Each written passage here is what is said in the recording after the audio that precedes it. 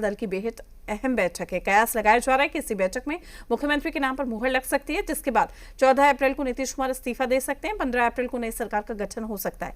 नई सरकार के गठन से पहले मुख्यमंत्री आवास पर सियासी सरगर्मी बढ़ी है। जेडीयू के बड़े नेता सुबह से ही सीएम नीतीश कुमार से मुलाकात कर रहे हैं।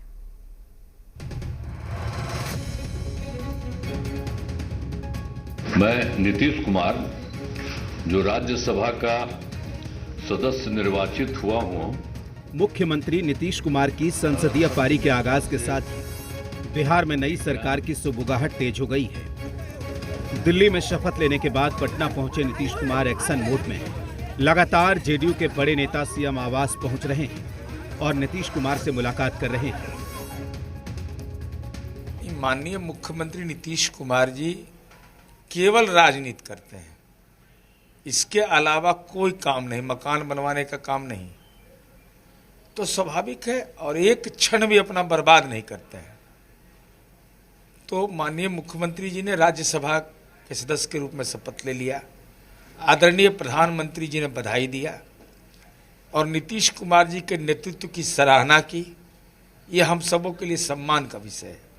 अब वो हमारी पार्टी के वरिष्ठ नेताओं के साथ बैठक कर रहे हैं, उसका क्या औचित्य है या कार्यसूची क्या है, इसकी जानकारी हम लोग को नहीं। माननीय मुख्यमंत्री नीतीश कुमार जी का दिल्ली से लौटते ही तुरंत बैठक करना यह दिखलाता है कि सरकार पूरी तरह एक्टिव मोड में है और फैसले तेजी से लिए जा रहे हैं। करीब 2 घंटे तक वरिष्ठ सहयोगियों के साथ हुई चर्चा इस बात का संकेत है कि विकास, प्रशासन और आगामी योजनाओं पर गंभीर मंथन हुआ है। भारतीय जनता पार्टी का मानना है कि बिहार में डबल इंजन की सरकार पूरी मजबूती के साथ काम कर रही है। यह बैठक साफ बताती है कि सरकार जनता के हितों का प्राथमिकता देते हुए तेजी से निर्णय लेकर विकास को नई गति देने के लिए प्रतिबद्ध है। वही नेता प्रतिपक्ष तेजस्वी यादव की दलील है कि मुख्यमंत्री नीतीश कुमार की अब भूमिका सीमित कर दी गई है। इस पर मंत्री अशोक चौधरी ने पलटवार किया। ओले गिर रहे हैं, फसल बर्बाद हो रहा है, उसके लिए कोई चिंता नहीं की जा रही है। सरेआम सड़क पे गला काट दिया जा रहा है, बच्चियों के साथ गैंगरेप किया जा रहा है।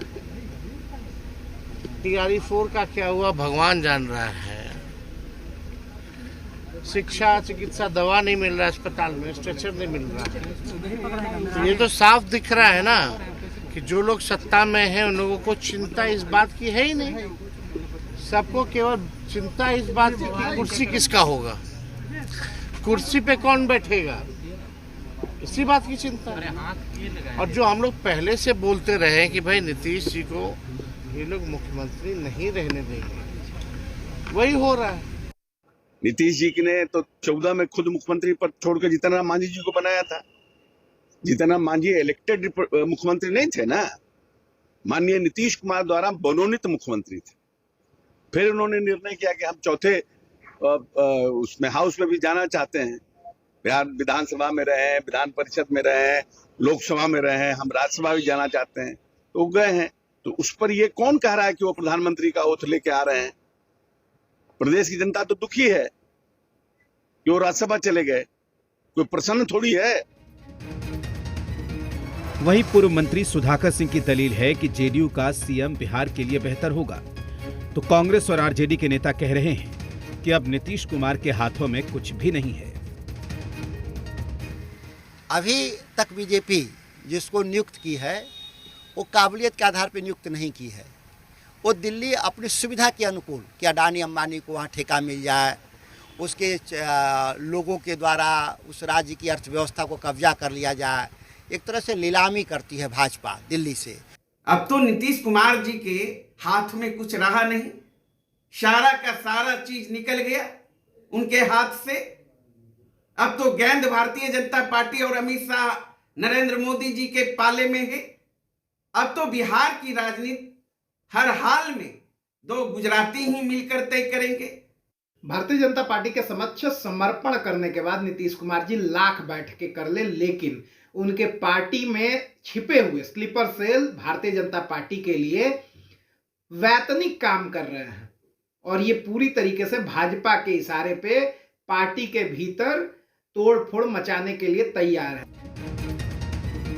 मुख्यमंत्री नीतीश कुमार के बाद कौन सीएम बनेगा, ये सवाल बना हुआ है। देखिए, एक संवैधानिक प्रक्रिया है। आदरणीय नेता श्री नीतीश कुमार जी के द्वारा कल पार्लियामेंट में शपथ लिया गया राज्यसभा में, और संवैधानिक प्रक्रिया के तहत उन्होंने कहा कि अब मुझे दिल्ली रहना है और बिहार उनके निर्देशन और नेतृत्व में चलता रहेगा। आधी आबादी महिलाएं सब लोग उनकी तारीफ कर रहे हैं, और कोई ये राज्यसभा में जा रहे हैं तब तारीफ नहीं कर रहे हैं, बल्कि उनका 20 वर्षों में जो काम किया है, न्याय के साथ विकास की यात्रा को आगे बढ़ाया है, बिहारी कहलाना अपमान का विषय था, स्वाभिमान के विषय में बदलने का प्रयास किया है। तो आज हर लोग की जबान पर नीतीश कुमार जी का नाम है। एनडीए घटक दलों की बैठक में मुख्यमंत्री के नाम से सस्पेंस खत्म हो सकता है। जब तक नाम क्लियर नहीं होगा, मुख्यमंत्री के पद पर सियासत जारी रहेगी। ब्यूरो रिपोर्ट, जी मीडिया। एक के बाद एक संकेत ये साफ